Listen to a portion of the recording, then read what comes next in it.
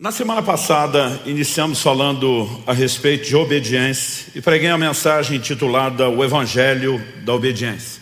Gastamos tempo fazendo a fundamentação bíblica doutrinária, né? E eu destaquei três coisas aqui. Em primeiro lugar, a relação entre salvação e obediência.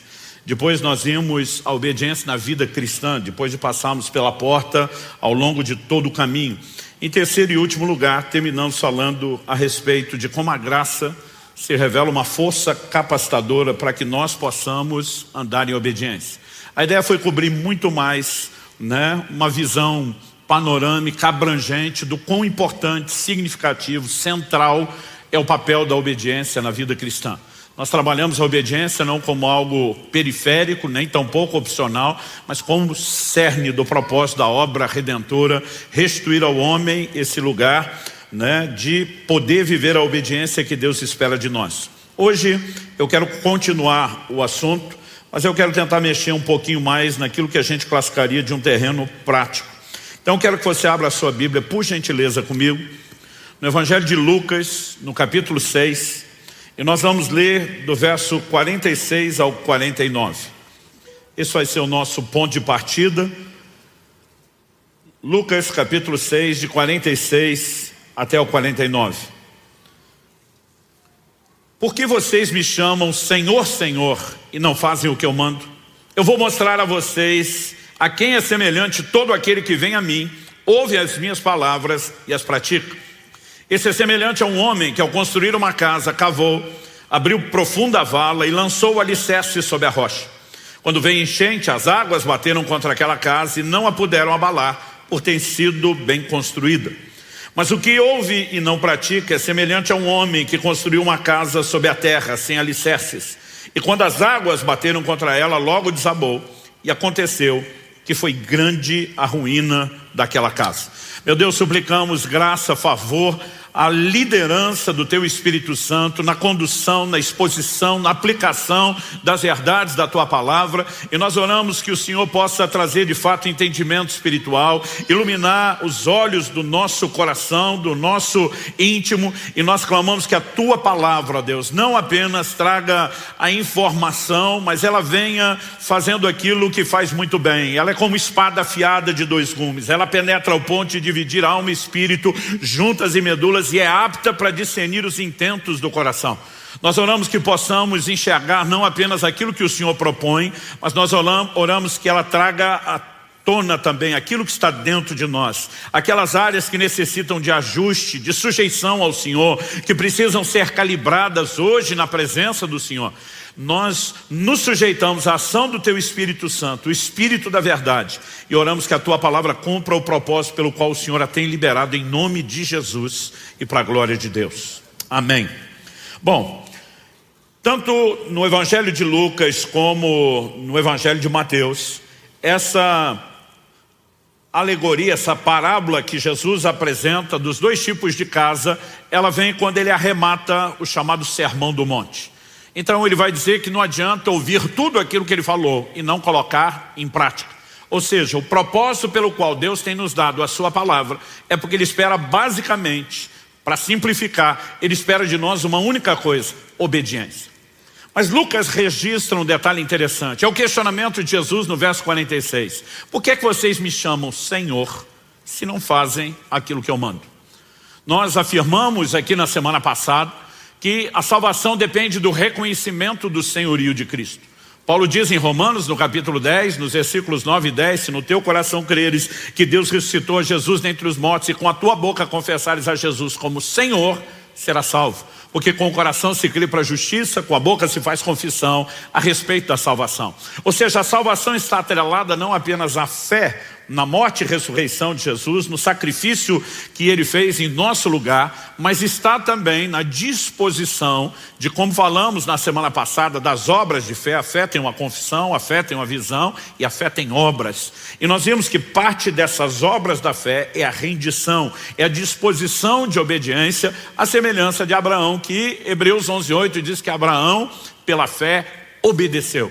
Então, colocar o coração em plena sujeição a Jesus como Senhor é o cerne da obra da salvação. Nós temos a mania de dizer, olha, tem que confessar Jesus Salvador. Isso não está na Bíblia. É lógico que Ele é Salvador. A Bíblia diz, se nós cremos e confessarmos Ele Senhor, seremos salvos. Se somos salvos é porque Ele salva. Mas Salvador nunca foi o objeto da confissão. O objeto da confissão é Senhor, é o seu senhorio. E se a salvação depende da sujeição ao senhorio, e a essência do senhorio é obediência, e é isso que Jesus está dizendo, por que me chamam Senhor se não vão fazer o que eu mando? Né? Então, obviamente, nós mostramos desde a semana passada como os assuntos de obediência, salvação e a vida cristã estão atrelados, é impossível separá-los. Mas nessa parábola proposta por Jesus, Ele fala de um construtor sábio, sensato, que não apenas constrói sobre o alicerce. Eu gosto dessa declaração de Lucas que diz que ele abre uma profunda vala. Ele lança alicerces sobre a rocha e de forma inteligente ele edifica uma casa que dura. Então Jesus diz, quando vem a enchente, ela não pode derrubar.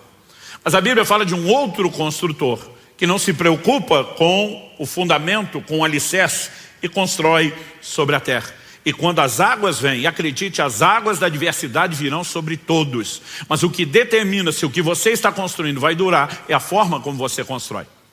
E nós precisamos entender que uma vida cristã que não é fundamentada na obediência, ela tem prazo de validade e essa casa em algum momento vai cair. Então Jesus está dizendo, não se iluda. Ou você me leva a sério, obedecendo o que eu estou propondo, ou você está enganando a você mesmo, e é só uma questão de tempo, a casa vai cair. O chamado que nós recebemos à obediência é um chamado a uma obediência plena, completa. E o título da minha mensagem hoje é Obediência Total. E quero usar essa expressão, obediência total, porque muitas vezes nós relativizamos a obediência. E essa é uma forma como acabamos nos enganando. Porque obedecemos numa área, acreditamos que desobedecer na outra se compensa, porque muitas vezes temos uma aparência de obediência, achamos que está tudo bem. E eu quero te mostrar algumas verdades bíblicas. A primeira delas é que obediência aparente é desobediência. A segunda coisa é que obediência parcial é desobediência, não pode ser vista como obediência. Mas em terceiro e último lugar, nós vamos mexer com aqueles que já cresceram um pouquinho e assumiram o compromisso, que é um outro perigo. É quando deixamos a desobediência, entendemos a obediência, mas podemos migrar para uma coisa perigosa que eu vou chamar de o orgulho da obediência, que é algo, como veremos, contraditório em si mesmo. Em primeiro lugar, vamos falar da obediência aparente. No Evangelho de Mateus, no capítulo 21, o Senhor Jesus nos apresenta uma parábola acerca de 2 filhos. Dos versos 28 a 32, nós lemos o seguinte: o que vocês acham? Um homem tinha 2 filhos. Chegando seu primeiro, disse: filho, vá hoje trabalhar na vinha. Ele respondeu: não quero ir. Mas depois, arrependido foi. Dirigindo-se ao outro filho, o pai disse a mesma coisa. Ele respondeu: sim, senhor, mas não foi. Qual dos 2 fez a vontade do pai? Eles responderam: o primeiro. Quando Jesus propõe a parábola, ele está falando de algo que todo mundo entendia. Os filhos cresciam trabalhando, servindo, não apenas em tarefas domésticas. O sustento era tirado da terra, Tão logo tinham força, disposição, em níveis diferentes, já estavam envolvidos nessas responsabilidades. Então Jesus está falando de algo que todo mundo sabe. Agora o pai fala para um filho: vá trabalhar. E ele enfrenta o pai. A atitude inicial de rebeldia: não quero, não vou. Mas depois o coração arrepende e ele vai. Então aparentemente o primeiro é o rebelde. O segundo não. Aparentemente é obediente. Sim, senhor. Mas o segundo não foi. E aí Jesus diz: quem fez a vontade? A turma responde: o primeiro. E aí Jesus diz: pois é, obediência não é a resposta inicial, não é a encenação do seu comportamento, é o que no final das contas você fará com a ordem que foi dada.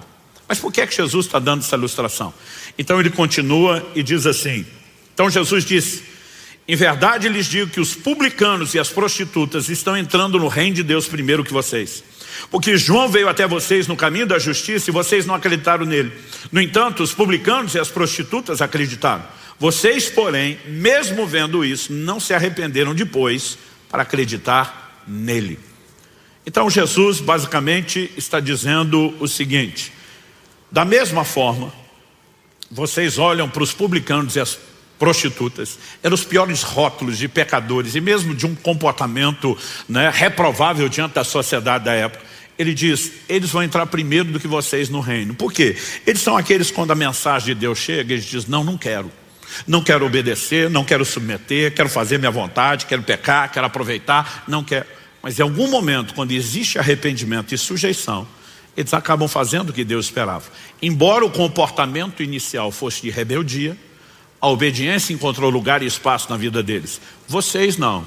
Os religiosos estão o tempo todo diante da palavra dizendo sim, Senhor, mas não faz aquilo que está sendo mandado.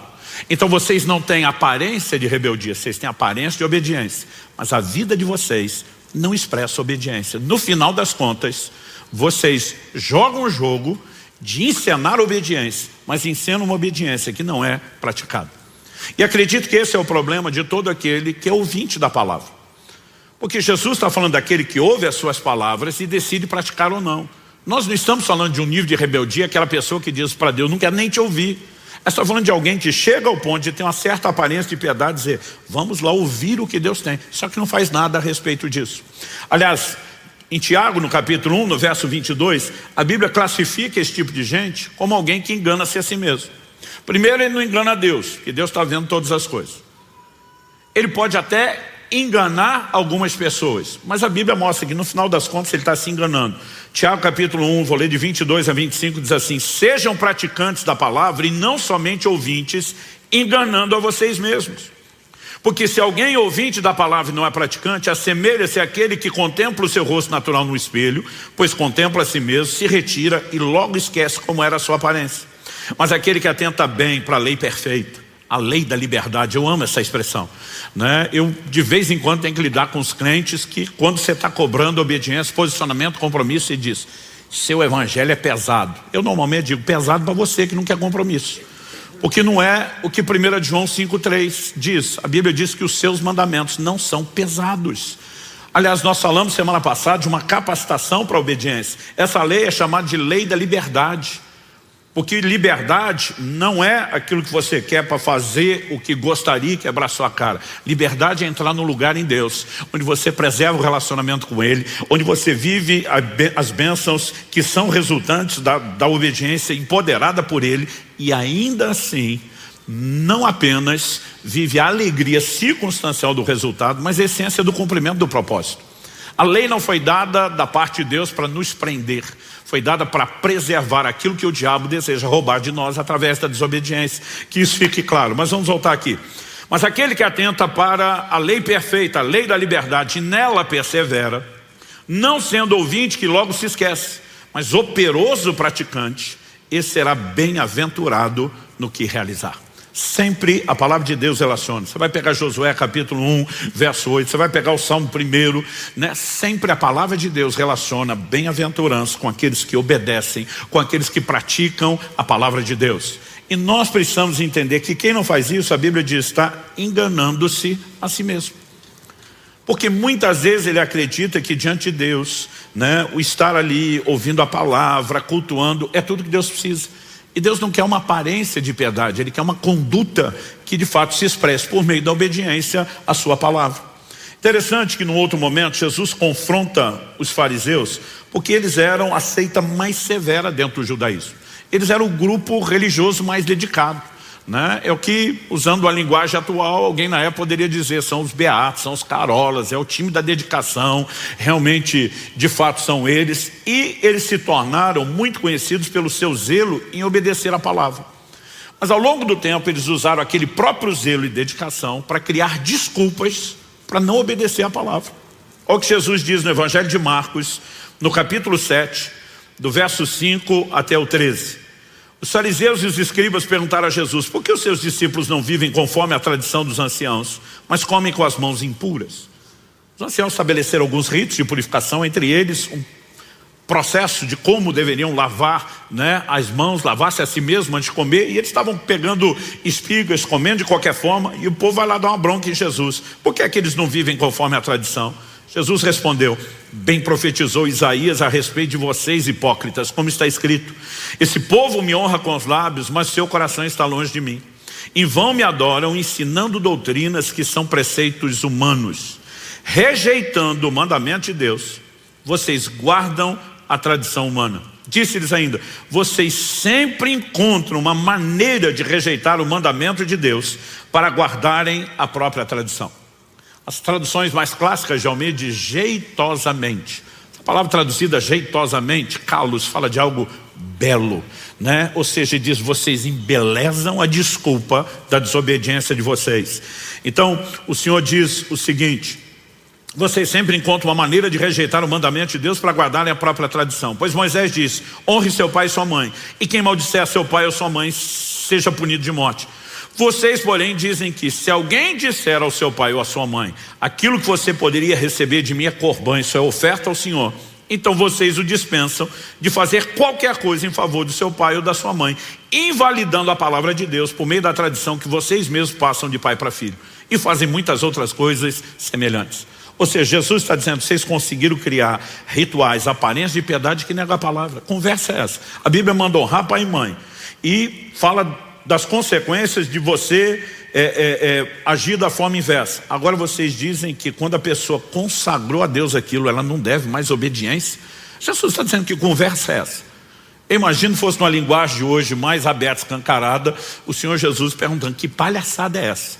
Né? Como é que vocês chegaram a esse ponto? Mas o interessante é que por trás de tudo isso, né, existem normas sendo estabelecidas que aparentam que eles estão defendendo um código, que eles continuam vivendo a obediência, mas o que na verdade eles estão praticando é só uma aparência de obediência. Existem muitas formas pelas quais nós podemos fazer isso. Eu me lembro de um fato curioso. Na adolescência, quando fui cheio do Espírito Santo, estava com o coração disposto a buscar Deus, é lógico que você quer conectar na turma que está levando Deus a sério. É muito melhor você estar acompanhado dessa turma dos que não estão levando Deus a sério. E acredite, dentro da igreja pode ter de tudo. Mas mesmo essa turma queria levar Deus a sério, eu vi essa turma inventar umas regras que eu falava para eles, de onde vocês tiraram isso? Então, por exemplo, o grande desafio dos jovens e adolescentes que sabiam a importância de andar em pureza, a maioria de nós todos tínhamos decidido, nós vamos esperar o casamento, vamos fazer tudo certo, mas existia um zelo até para a forma como olhava para as mulheres. Jó 31:1 diz, fiz aliança com os meus olhos, como pois os fixaria numa vista? Então você olha para um cara mundano, às vezes a mulher passa, ele dá o raio-x de alto a baixo, né? Consegue avaliar, imaginar tudo que quer. A conduta de um homem de Deus não deve ser dessa forma. E essa hora que pelo menos os machos tinham que dizer um amém aí, vamos lá. Mas a garotada, essa turma, dizia o seguinte, que a primeira olhada não é pecado. O que é a primeira olhada? A moça passou, às vezes o camarada assim dá aquela espiada, mas daqui a pouco ele pensa o que é que realmente passou e diz que a segunda olhada é que é pecaminosa. A primeira não tinha má intenção. Eu dizia para eles, então olha a primeira e não para até o fim.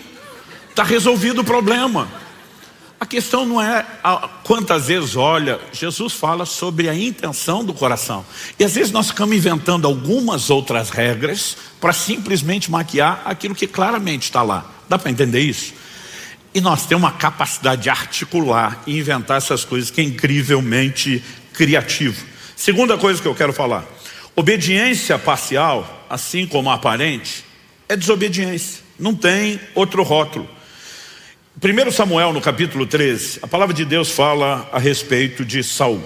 Saul foi o primeiro rei que a nação de Israel tem, escolhido pelo próprio Deus. Deus sinalizou quem seria a pessoa.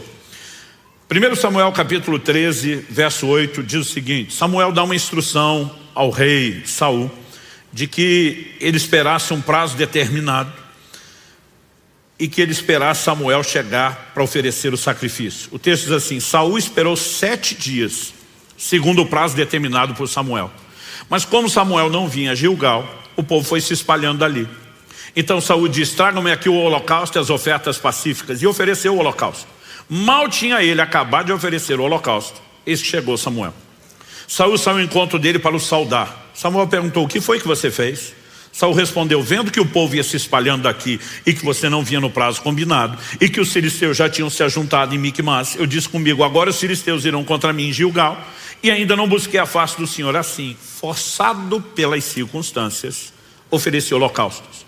Então Samuel disse a Saul, verso 13, você cometeu uma loucura, não guardando o mandamento que o Senhor seu Deus lhe ordenou, pois o Senhor teria confirmado para sempre o seu reino sobre Israel. Mas agora o seu reinado não subsistirá. O Senhor buscou para si um homem segundo o seu coração e já lhe ordenou que seja príncipe sobre o seu povo, porque você não guardou o que o Senhor lhe ordenou. Honestamente, às vezes eu li essas coisas e eu pensava, poxa, Deus jogou duro com Saul. O cara deu um deslize e já foi limado, já foi jogado para fora. E interessante que Samuel diz, Deus já achou um outro segundo o seu coração. Só quando o outro segundo o seu coração é colocado, ele fez algumas coisas piores do que o primeiro. Eu dizia para Deus, por que o segundo não foi limado fora? Porque muitas vezes nós achamos que Deus está avaliando um momento, um comportamento. Mas não foi isso que Deus explicou para Samuel na hora de escolher os filhos de Jessé. Deus diz, o homem olha a aparência, Deus vê o coração. E o coração é aquilo que determina como será o nosso comportamento.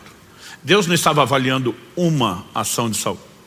Na verdade, nós percebemos que a Bíblia vai mostrando várias ações de alguém que oferece a Deus obediência parcial.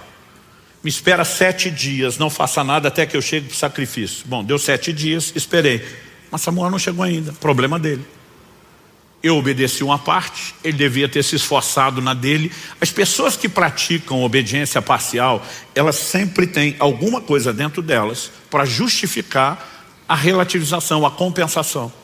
É quase como se fosse mais ou menos assim, obedeci nessa área, tudo bem se eu desobedecer na outra, porque um pelo outro, e esse aqui é mais importante, eu acho que no final meu saldo está bem. E não é dessa forma que Deus olha. Em Tiago, no capítulo 2, nos versos 10 e 11, a Bíblia diz, pois quem guarda toda a lei, mas tropeça em um só ponto, se torna culpado de todos. Porque aquele que diz não cometa adultério, também ordenou não mate. Ora, se você não comete adultério, porém mata, acaba sendo transgressor da lei. Então, de alguma forma, às vezes a gente fica relativizando e a gente diz, não, mas se eu fiz isso aqui, aquilo cabe. E a obediência parcial, ela é considerada por Deus desobediência. Eu acho interessante o como a mentalidade das pessoas processam as coisas. Por exemplo, para nós, aliás, a gente olha na própria sociedade, pregando o evangelho para muita gente presa, condenada, você vê que uma das coisas que mais gera culpa na mente e no coração do homem, normalmente diz respeito ao homicídio. Mas ao longo da história, nós já tivemos momentos onde, diante dos escrúpulos das pessoas, mesmo daqueles que não eram muito tementes a Deus, não, existiam algumas coisas que tinham um peso maior. Uma delas, que infelizmente a nossa sociedade está programando todo mundo para aceitar, é que o adultério está tudo bem. Mas, por exemplo, por que Abraão faz um acordo com Sara, sua esposa, e diz, olha, onde a gente chegar, você vai dizer que é minha irmã e não minha esposa. Porque ele diz, você é uma mulher muito bonita, vão querer você, e para ficar com você vão me matar. Por que queriam matar Abraão? Porque se a mulher tem marido, ninguém pode ficar com ela, mas se tiver viúva, pode. Então olha a cabeça dos caras. Adulterar não, matar tudo bem. Porque pelo menos depois que a gente matar o cara, a gente cometeu um pecado menor, mas o pecado maior, que é o adultério, nós não vamos cometer. Hoje em dia, as pessoas olham para o adultério como o pecado menor e o homicídio maior, mas a relativização continua. Só que a Bíblia está dizendo, o mesmo Deus que ordena uma coisa, ordena outra. Quando você tropeça num, você tropeçou em todos, não adianta relativizar. Mas de alguma forma você olha para Saul e você vai perceber isso o tempo todo. Vá comigo para 1 Samuel capítulo 15. E de novo a Bíblia vai falar a respeito de Saul. E a Escritura nos mostra o como de fato aquilo era uma conduta recorrente. 1 Samuel 15, eu vou começar no verso 1. Samuel disse a Saul, foi a mim que o Senhor enviou para ungir você como rei sobre Israel, o povo dele. Agora ouça as palavras do Senhor. Em outras palavras, você lembra do início? Que Deus me usou para levantar você, escolher você, que tudo que eu falei da parte de Deus tem acontecido, se mostrou fiel. Então, presta atenção. Ele diz o seguinte, verso 2. Assim diz o Senhor dos Exércitos, castigarei Amaleque pelo que fez a Israel, colocando-se no caminho de Israel quando ele saía do exército, do Egito. Está lá em Êxodo no capítulo 17. Portanto, vá e ataque os amalequitas, destruindo totalmente aquilo que eles tiverem. Não poupe ninguém. Mate homens, mulheres, meninos e crianças de peito, bois, ovelhas, camelos e jumentos. Aqui nós chegamos a uma medida extrema de juízo, o que normalmente não acontece de imediato.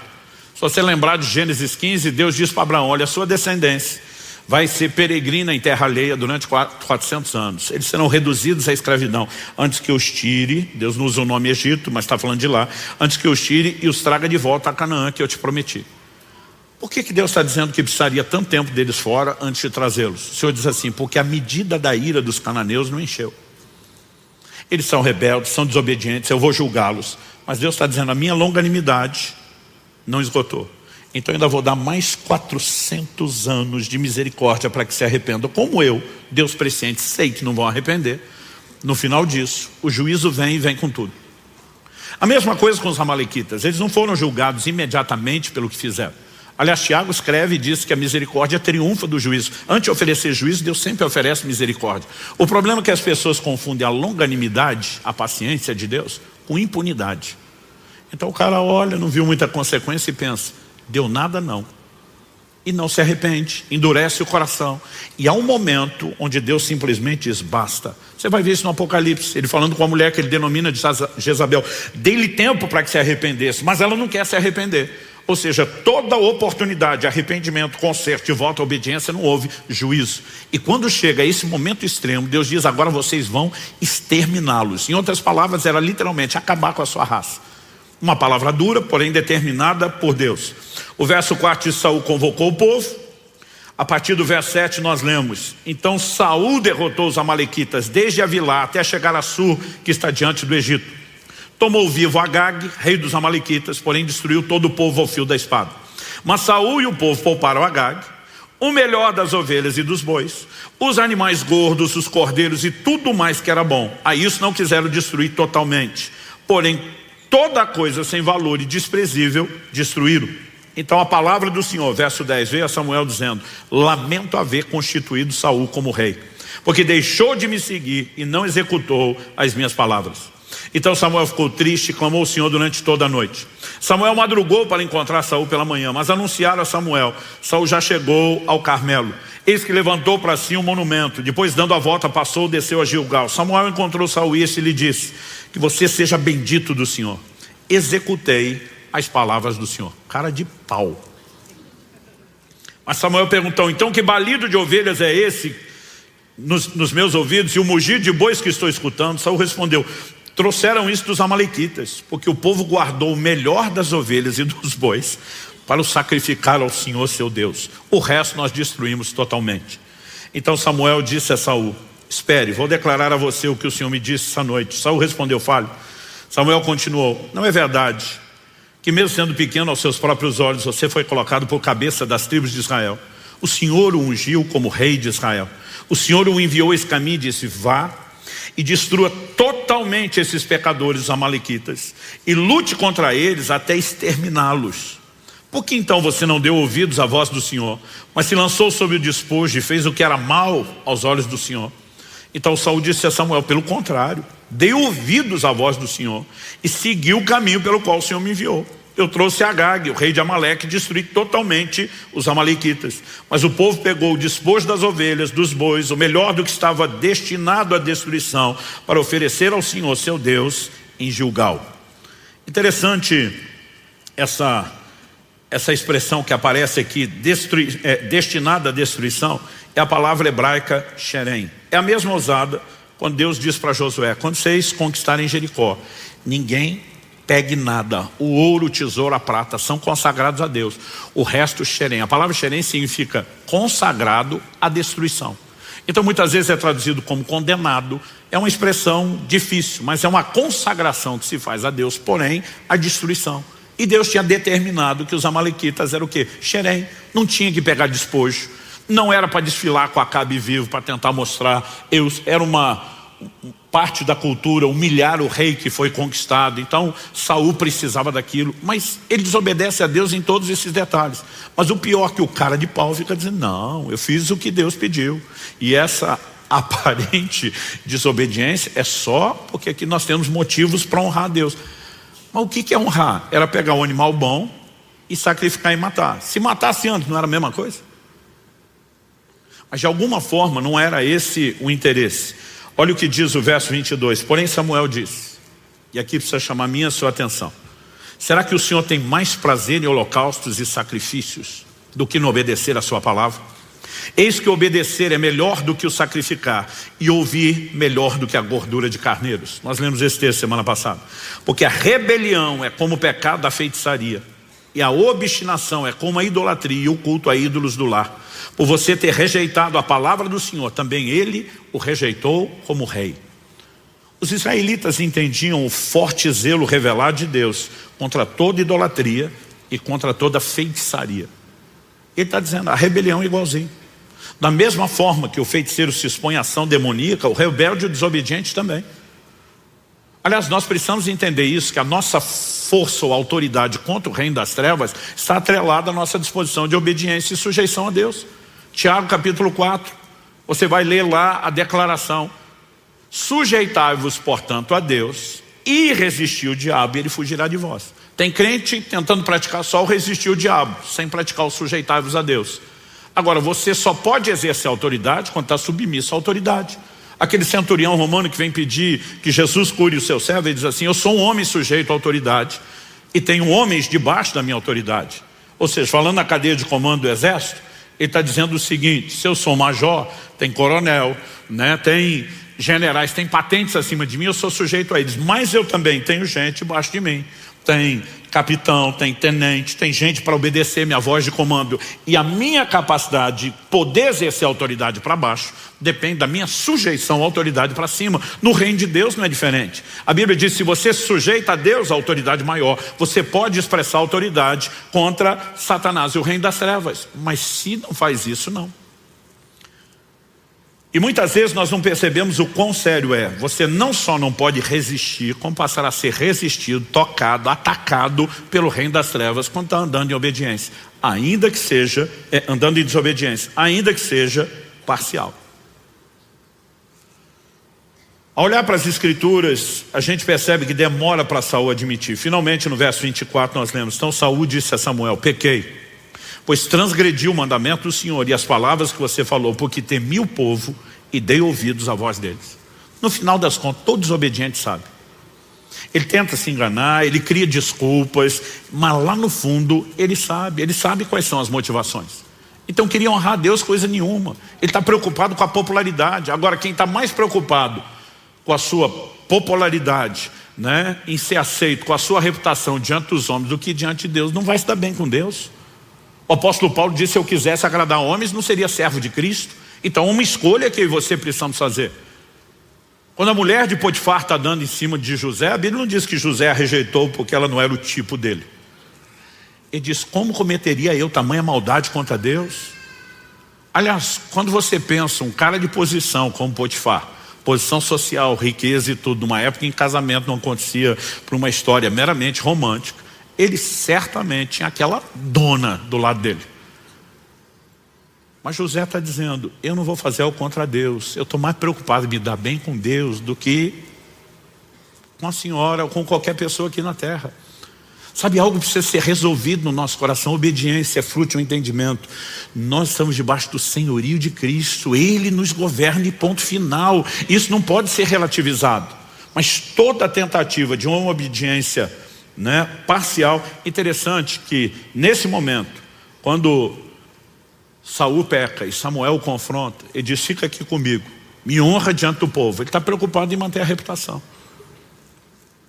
Ele não está nem aí que ele vai perder o reino que Deus anunciou. Você não vê ele chorar, se humilhar. É a grande diferença de Davi. Ah, pastor, mas Davi também pecou e desobedeceu. É verdade, mas quando pecou, você vê no Salmo 51 ele dizer: contra ti e contra ti somente eu pequei. Por que Davi abandona Jerusalém na revolta de Absalão? Ele dá um perdido no reino. Ele está agindo como quem diz: eu até mereço perder isso tudo, fui eu que quebrei o princípio, né? Mas de alguma forma o que você vê é que a preocupação de Davi era mais com a reputação diante de Deus do que diante dos homens. Mical, filha de Saul, que é de outra escola, critica ele quando ele está dançando diante do Senhor e diz: você não se portou como rei diante das pessoas. Davi está dizendo: eu estou lá preocupado com o que as pessoas acham, eu estou preocupado com o que ele pensa de mim. Então essa forma de pensar e lidar vai nos levar a decidir como é que nós vamos andar diante de Deus. E obediência parcial é desobediência, não tem outro nome. Ela é algo interesseiro, ela é algo egoísta. Então eu seleciono o que eu acho que me convém, eu adapto, né, aquilo que está de acordo com a minha vontade. Gente, Deus dá um comando para Elias quando Elias desiste do ministério. Deus diz: ok, eu quero que você unja 3 pessoas. Isso está lá em 1 Reis 19:15. Você vai ungir Eliseu, filho de Safate, profeta em seu lugar. Você vai ungir Azael, rei da Síria. E você vai ungir Jeú, rei de Israel. O que o Elias fez? Foi lá e ungiu só Eliseu. Nunca ungiu os outros que Deus mandou. Porque basicamente ele está dizendo, o que eu quero é cair fora. O Senhor já falou, quem é o substituto, eu unjo ele que resolve o problema. E quem teve que ungir os dois reis foi Eliseu. Azael, a menção de Azael sendo ungido rei por Eliseu está em 2 Reis 8, de 7 a 13. E a menção de Jeú sendo ungido rei sobre Israel por Eliseu está em 2 Reis 9, de 1 a 3. De alguma forma Elias diz, eu quero garantir ao meu lado. Toda obediência parcial, ela não reflete submissão e Deus trata de uma forma diferente. Então não adianta eu e você relativizarmos isso. Quem está entendendo? Amém. Mas, para aqueles de nós que começamos a crescer e amadurecer, e a obediência é um processo, é algo que se aprende. O livro de Hebreus nos diz lá no capítulo 5, e eu acho muito importante que a gente entenda isso. Hebreus capítulo 5. Nos fala a respeito de Jesus, nos versos 7 a 9, assim, ele, Jesus, nos dias da sua carne, tendo oferecido com forte clamor e lágrimas, orações e súplicas a quem o podia livrar da morte, foi ouvido por causa da sua reverência. Embora fosse filho, aprendeu a obediência pelas coisas que sofreu. Repita comigo, aprendeu a obediência. Não, com mais ânimo e vontade, vamos lá, aprendeu a obediência. O texto diz, aprendeu a obediência pelas coisas que sofreu e tendo sido aperfeiçoado, tornou-se o autor da salvação eterna para todos os que lhe obedecem. Aquele que aprendeu a obediência salva os que lhe obedecem. Essa frase aprendeu a obediência, ela deu nó na minha cabeça muitas vezes. E peraí, a Bíblia diz que Jesus nunca pecou. Pecado é desobediência. 1 João, capítulo 3, verso 4, diz que o pecado é a transgressão da lei, ou seja, a desobediência. Ele nunca pecou, ele sempre foi obediente. Como é que está dizendo que aprendeu a obediência? Nós precisamos entender que a obediência, ela poderia ser classificada em níveis distintos de maturidade. Aqui o texto não está dizendo que ele não sabia nada, ele está dizendo que ele está enfrentando uma situação que vai gerar conflito de vontades. Coração de Jesus no Getsemane. Se possível, passe de mim esse cálice. No entanto, eu não estou aqui para defender a minha vontade, seja feita a sua, não a minha. Há um conflito de vontade acontecendo para esse nível que ele não chegou antes. Paulo em Filipenses 2 vai falar de Jesus assim, foi obediente até a morte e morte de cruz. Ele vai falar do mais alto nível da obediência, a plena rendição. Eu me anulo por completo, eu morro, eu me entrego, eu não vou defender a minha vontade. Então, à medida que nós seguimos na vida cristã, nós vamos sendo trabalhados por Deus, amadurecendo e vamos aprendendo estágios de obediência. Aprendemos verdades, como aqui ensinamos semana passada, a obediência não depende de esforço humano, ela depende de uma decisão humana, mas de uma cooperação com a capacitação divina. E à medida que vamos compreendendo não só o que tem que ser obedecido, mas a seriedade disso, os recursos de Deus, é lógico que a obediência ela se torna cada vez mais presente na nossa vida. As quedas vão tendo intervalos maiores, os tropeços vão sendo menos frequentes, porque o processo de transformação e santificação é progressivo. Mas mesmo para aqueles de nós que crescemos, a ponto de dizer, olha, dá para dizer que aqui tem obediência. Nós corremos um perigo, que é agora sair de um extremo, de um lado da vala para o outro. E é o que eu vou chamar de o orgulho da obediência. Em Atos no capítulo 10, eu quero ler dos versos 9 a 16, a Bíblia diz assim, no dia seguinte, enquanto eles viajavam e já estavam perto da cidade de Jope, Pedro subiu ao terraço por volta do meio-dia a fim de orar. Estando com fome, quis comer. Mas enquanto lhe preparavam a comida, sobreveio-lhe um êxtase. Viu o céu aberto e um objeto como se fosse um grande lençol que descia do céu e era baixado à terra pelas 4 pontas, contendo todo tipo de quadrúpedes, répteis da terra e aves do céu. E ouviu-se uma voz que se dirigia a ele, levante-se Pedro, mate e coma. Mas Pedro respondeu, de modo nenhum, Senhor, porque nunca comi nada que fosse impuro ou imundo.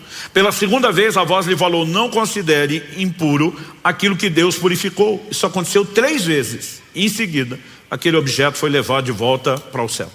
O apóstolo Pedro está chegando em Jope, está com fome, a turma resolve preparar, a comida, o almoço, mas a Bíblia diz que ele sobe ao terraço. Por volta do meio-dia, o sol comendo solto, mas ele diz, vamos orar, vamos buscar Deus. Quando ele está no momento de oração, ele tem um êxtase.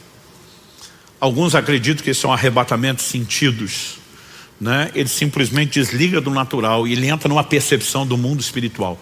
Um lençol vem sendo baixado do céu, segurado pelas 4 pontas, e quando o lençol é baixado, que ele percebe que ali tem todo tipo de animais, todos. Aliás, a Bíblia é bem detalhada nisso, quando diz, contendo todo tipo de quadrúpedes, répteis da terra, aves do céu. E ele ouve uma voz, bem sugestiva, para quem foi orar enquanto está com fome e estão preparando o almoço. Levanta, mata e come.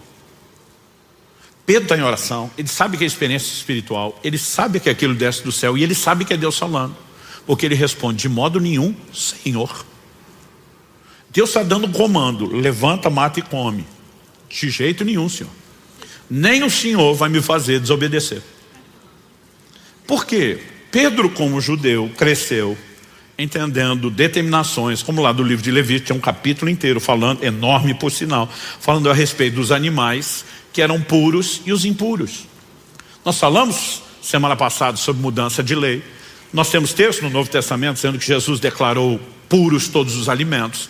Essa distinção não haveria mais. Mas o propósito aqui da visão não era detalhar o que é que está acontecendo. E Pedro, antes não podia, agora pode.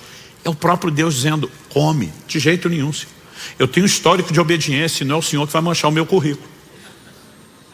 Ele está tão orgulhoso da obediência que a vida inteira lhe prestou, que agora ele está cego para continuar obedecendo. Dá para perceber? E sabe, eu costumo dizer que esse tipo de comportamento, ele acaba se tornando profundamente perigoso. Jesus falou a respeito disso em Lucas, no capítulo 18, de 9 a 14. Normalmente, a gente olha para os fariseus como se fosse só um bando de hipócritas. Eles não começaram como hipócritas. Eles começaram como um movimento zeloso de respeitar, obedecer a palavra, levar Deus a sério e se perderam no processo. Lucas capítulo 18, de 9 a 14. Jesus também contou essa parábola para alguns que confiavam em si mesmos, por se considerarem justos e desprezavam os outros. Então a parábola tem destino certo. Quem confia em si, se acha justo e ainda se compara a ponto de desprezar os outros, olhando com desdém, dizendo eu sou melhor do que você. Ele diz, 2 homens foram ao templo para orar. Um era fariseu, era o mais alto nível de um cara religioso. O outro era publicano, era o pior rótulo de pecador. O fariseu ficou em pé e orava de si para si mesmo. Eu amo essa definição de Jesus. Orava de si para si, porque com esse coração não está falando com Deus e Deus não está ouvindo essa oração. Orava de si para si mesmo dessa forma, ó Deus, graças te dou, porque não sou como os demais homens, roubadores, injustos, adúlteros, nem ainda como esse publicano. Jejuo 2 vezes por semana, dou o dízimo de tudo que ganho. Em outras palavras, eu sou o cara. Eu fico tentando imaginar o que é o publicano do lado dele, tendo que ouvir uma oração dessa. Senhor, eu te louvo que eu sou muito melhor que esse miserável do meu lado. Alguns de nós publicanos pensaria, publicano por publicano, pecador por pecador, já dava um couro no camarada do lado, dentro da casa de Deus. A Bíblia diz assim, o publicano estando em pé longe, nem mesmo ousava levantar os olhos para o céu, mas batia no peito dizendo, ó Deus, tem pena de mim. Outra tradução diz, misericórdia de mim que sou pecador. Digo a vocês que este desceu justificado para sua casa e não aquele. Porque todo o que se exalta será humilhado, mas o que se humilha será exaltado. Que esse texto seja devidamente entendido. Deus não está punindo o obediente para recompensar o desobediente. O assunto agora é humildade ou orgulho. E isso é o que está sendo abordado. Só que a Bíblia diz claramente que Deus resiste ao soberbo. Se tem algo que vai envenenar o relacionamento de qualquer pessoa com Deus, é o orgulho. E esse cara tem o orgulho da obediência. O senhor sabe que eu jejuo 2 vezes por semana, eu dou o dízimo de tudo, eu sou o cara. E quando você entra nesse modo de fazer o que deve, mas se gloriar por isso, você está desfazendo aquilo que fez. Porque a mesma Bíblia que mandou você fazer aquelas coisas, manda que você não se orgulhe. E quando você tropeça num ponto, você tropeçou em todos os outros. É como se não tivesse feito nada daquilo do qual você se orgulha. Aliás, o orgulho da obediência é contraditório. Porque não se trata de mérito. Nós falamos semana passada que a única forma de viver plena obediência é pela capacitação da graça. Então no final, se eu e você obedecemos, tem que haver em nossos corações uma atitude de quem reconhece. Se não fosse o Senhor, ainda que eu tenha tomado minha decisão, levado a sério minha responsabilidade, se não fosse o Senhor e os seus recursos, eu não teria chegado lá. Como é que eu vou me orgulhar de algo como se não tivesse feito aquilo com a ajuda de Deus? Segundo, além de ser contraditório, Jesus fala em Lucas, no capítulo 17, de 7 a 10, de um camarada que diz que merece uma medalhinha no peito, escrito servo inútil.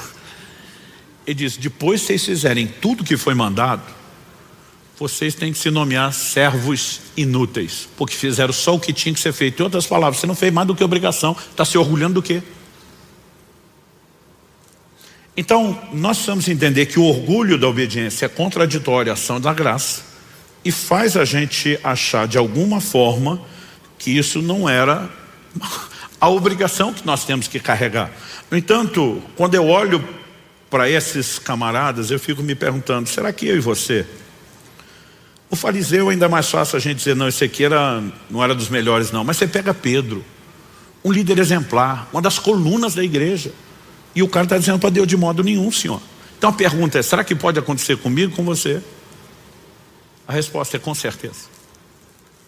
Alguns anos atrás, eu tive uma experiência que me abriu a mente para perceber o quanto eu e você estamos vulneráveis a esse tipo de coisa. Logo nos primeiros anos da Alcance aqui em Curitiba, eu levei os homens do presbitério para um retiro de oração e jejum. As mulheres não podiam, a maioria dos filhos eram pequenos, então nós saímos só os homens, acho que eram 2 ou 3 dias. Durante esse nosso tempo de jejum e oração, alguém fez um comunicado numa época em que a internet era uma coisa complicada, né? Não me lembro se ainda estávamos no modo de escada, mas era complicado. Mas alguém falou assim, vocês estão sabendo que fulano de tal, falou o nome do ministro.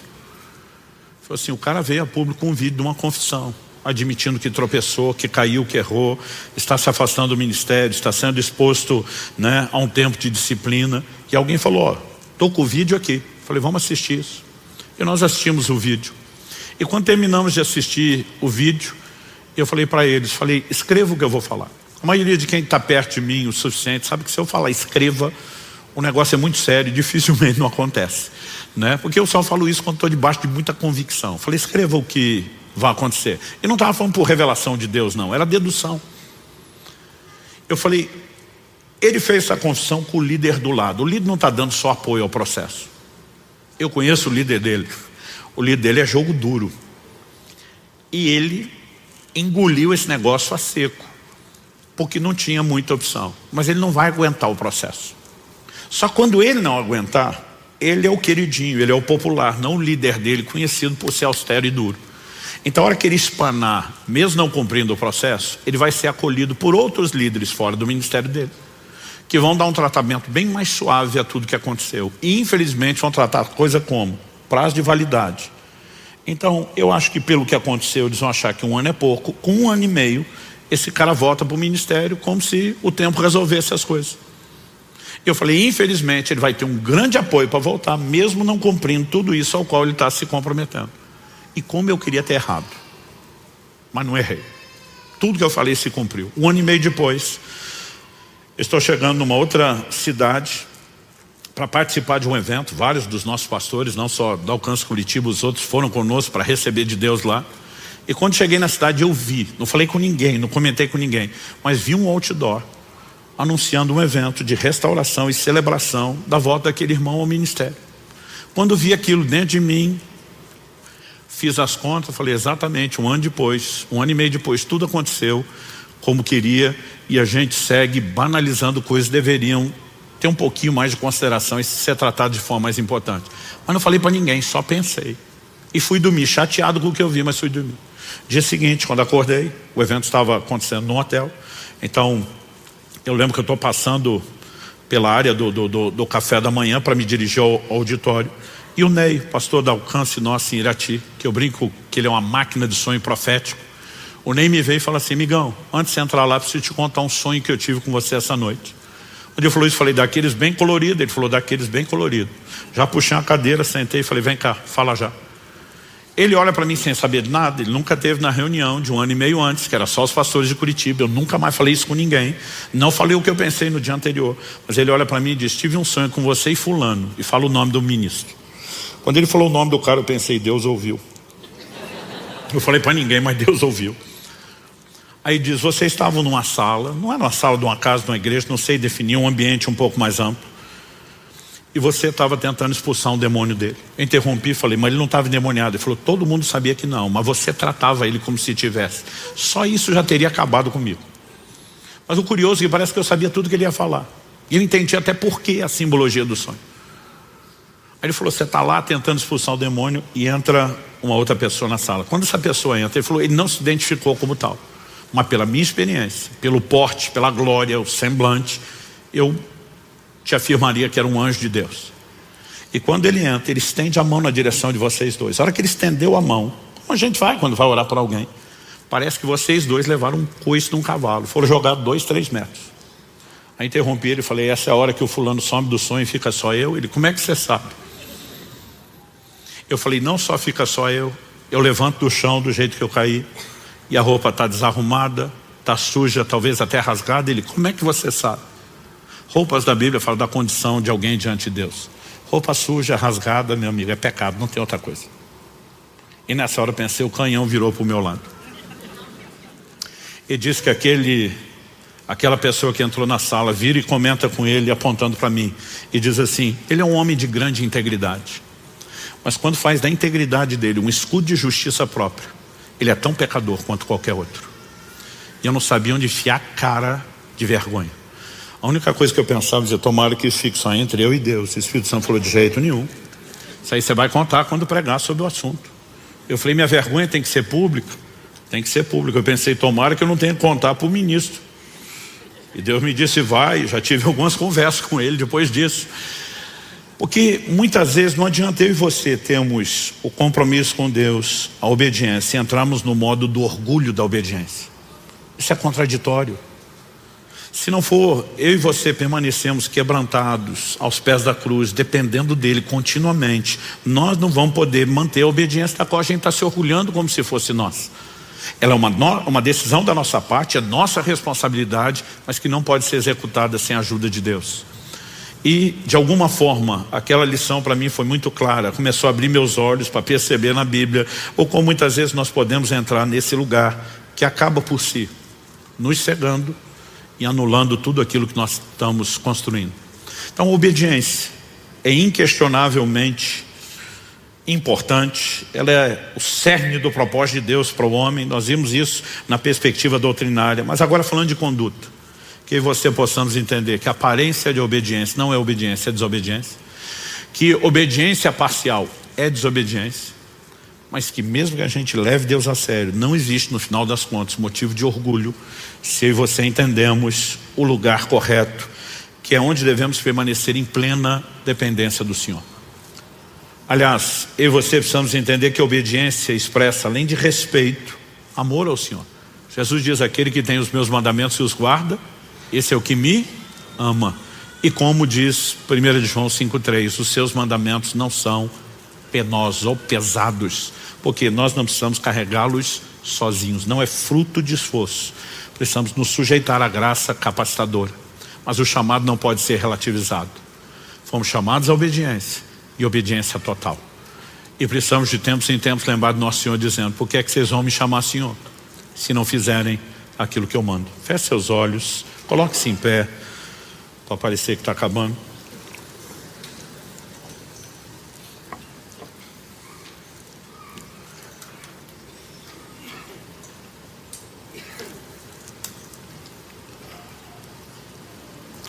Meu Deus, nós reconhecemos que se o Senhor não vivificar a Tua palavra dentro de nós, sairemos apenas com um pouco mais de informação, com material para pensar, sem contar o risco daqueles de nós que sequer vamos dar continuidade em pensar naquilo que o Senhor falou. É por isso que clamamos uma vez mais a ação do Teu Espírito Santo.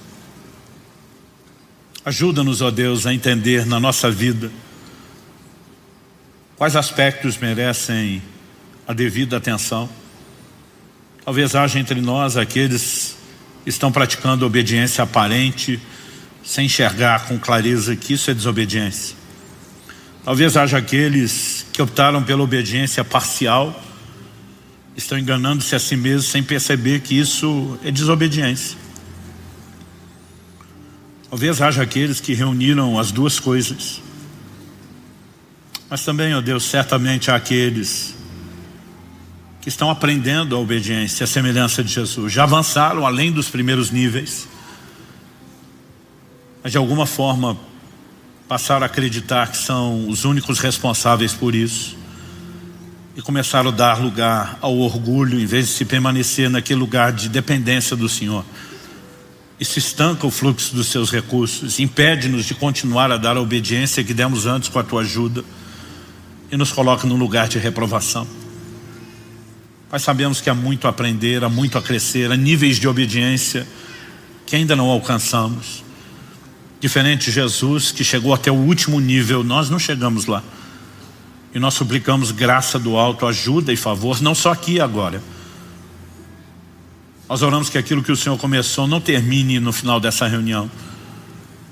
E não falamos apenas de lembrar o que foi dito, nós oramos pela capacidade de seguir, se sujeitando ao Senhor, se expondo à ação do Senhor e da sua graça. Não nos deixe sair daqui apenas com informação ou com um discurso.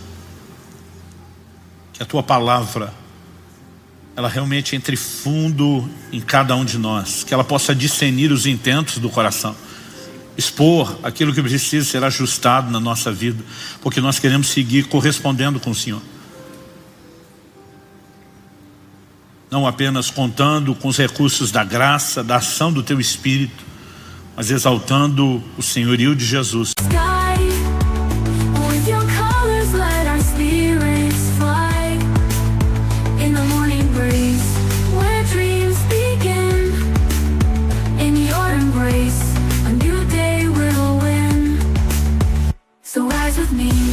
In the dawn's embrace, where the sea meets the sky in perfect grace. In the sunrise over the sea, let us be forever free, forever we'll see.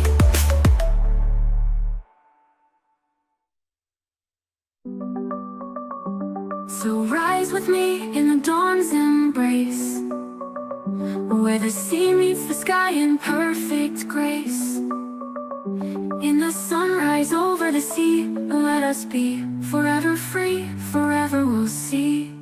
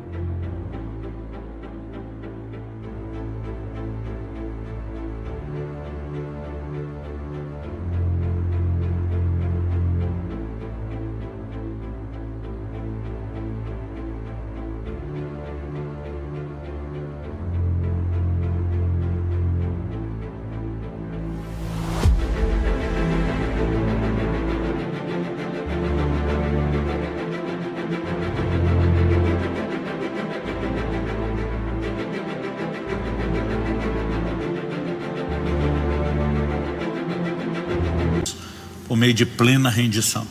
Eu quero abençoar meus irmãos e irmãs. E eu oro que a mão do Senhor esteja sobre eles. Oramos que a compreensão das tuas palavras traga luz, clareza para aquilo que devemos fazer no dia a dia, debaixo da tua aplicação personalizada. E desde já te agradecemos por tudo aquilo que o Senhor fará. Nós oramos em nome de Jesus. Se você crê e concorde, diga amém. Se você recebe essa palavra, diga eu recebo em nome de Jesus.